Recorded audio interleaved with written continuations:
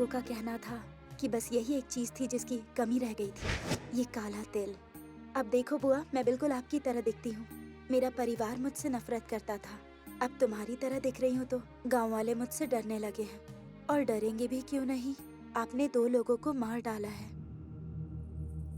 सिर्फ इसलिए कि आप उस आदमी का प्यार जीत नहीं सकी जिससे आप प्यार करती थी। और फिर आपने कटहल के पेड़ के नीचे शक्ति मूर्ति की पूजा की और उन्हीं शक्ति की वजह से आपने 2 लोगों को मार डाला। और बाद में गांव वालों ने उस बुरी शक्ति को भगवती मंदिर में बांध दिया और अंत में आपने भी कुएं में कूदकर अपनी जान दे दी थी। बुआ, आप इतना प्यार करती थी, पर मैं तो प्यार की शक्ति जानती ही नहीं।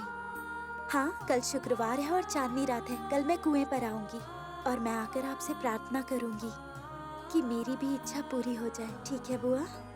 सुनो आनंदन, मैंने जो कुछ तुमसे कहा है तुम उसे भूलना मत। मैं इस बात का ध्यान रखता हूँ। अब जोर से बातें करके लोगों को इकट्ठा मत करो, जाओ।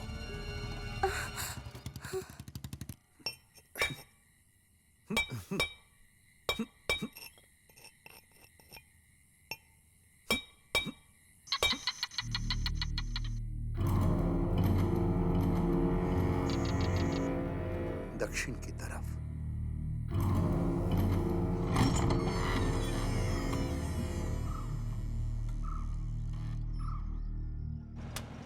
ये लो।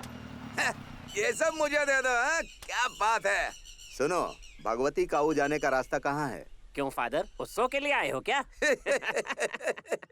नहीं, वहाँ से सूर्यंकाटू हवेली पास में है।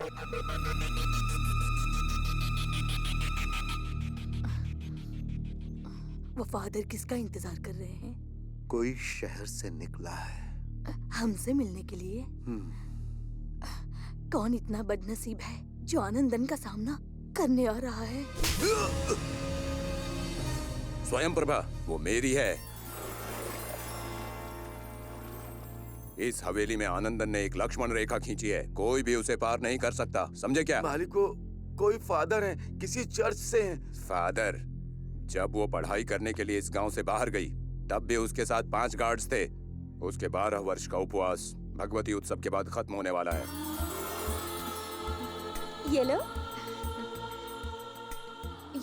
ये तुम्हारे लिए है। इससे तुम्हारी सारी इच्छाएं पूरी हो सकती हैं। इस पूर्णिमा को अपनी बुआ से क्या पूछोगी? ये एक रहस्य है टीचर। वैसे ये चांदनी रात होगी जब तुम अकेली उस कुएं के पास जाओगी और किसी ने तुम्हारा अपहरण कर लिया तो उसके साथ चली जाऊंगी। हे, बकवास करना बंद करो। किस लिए प्रार्थना करोगी? यही कि कोई मेरा अपहरण कर ले। ओह, आप सच में जानना चाहती हैं कि मैं कब तक वो बनी रहूंगी जिससे मेरी माँ और गांव के सभी लोग मुझसे घृणा करते हैं? एक ही इंसान है जो मुझे समझता है और वो आप है टीचर। और मेरी हर ख्वाहिश पूरी करने वाली मेरी बुआ। कई बार भगवती के सामने मैंने प्रार्थनाएं की हैं, पर कुछ नहीं हुआ। अब बस बुआ ही मेरी एक उम्मीद है। एक ऐसा इंसान हो जो मेरी रक्षा करे, भले वो दिखने में अच्छा ना हो पर दिल का अच्छा होना चाहिए। पहनने के लिए कपड़े और 2 वक्त की रोटी दे दे, इससे ज्यादा मुझे कुछ नहीं चाहिए। तुमसे मिलने कोई पादरी आया है? कॉलेज से है क्या? शायद। चलो ना। मैं नहीं आऊंगी, माँ मेरे लिए परेशान हो रही होगी।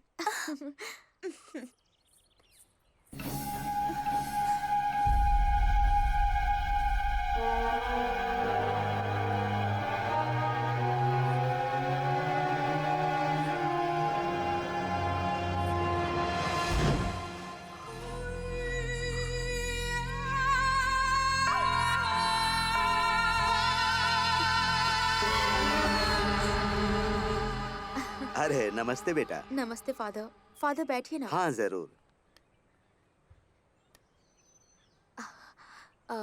ये है। मैंने अपना परिचय पहले ही दे दिया है। सुनो बेटी, मैं अपना अपॉइंटमेंट लेटर तुम्हें भेज सकता था, लेकिन तुम सोच रही हो कि मैं खुद क्यों आया। एनिकरा गांव और भगवती का मंदिर हमेशा खबरों में रहता है। उस मनहूस औरत का नाम क्या था? हाँ, अरुंधति। 2 लोगों को मार डाला उसने। कौन है वो विद्वान जिसने भगवती मंदिर में उस दुष्ट शक्ति को वश में किया था? उसका नाम क्या था? चक्रपाणी। हाँ, चक्रपाणी। वैसे मैंने यहाँ रास्ते में भगवती मंदिर देखा था। मैंने वो जगह भी देखी थी जहाँ वो बुरी आत्मा कैद थी। वहाँ युवा लड़कियों का प्रवेश बंद है, ये मैंने बोर्ड पर लिखा हुआ देखा। जब नाग मंदिर में कन्याओं को आने की अनुमति है, तो ये देवी तो स्त्रियों की इष्ट देवी में से एक है। तो फिर ऐसा क्यों? बेटी, तुम कॉलेज तो आ ही रही हो, मैं वहीं पर तुमसे विस्तार से पूछूंगा। ये लो, अब मैं चलता हूँ। 1 हफ्ता का समय है, अगर तुम 1-2 दिन और ले लोगी तो कोई दिक्कत नहीं है।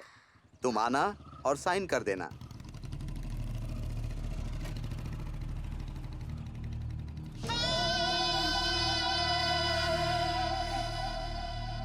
आप यहाँ किस लिए आए हैं? मैं तो बस यहाँ ये आनंदा, मैंने एक इंटरव्यू अटेंड किया था, उसी का अपॉइंटमेंट लेटर लेकर आए हैं। किस लिए?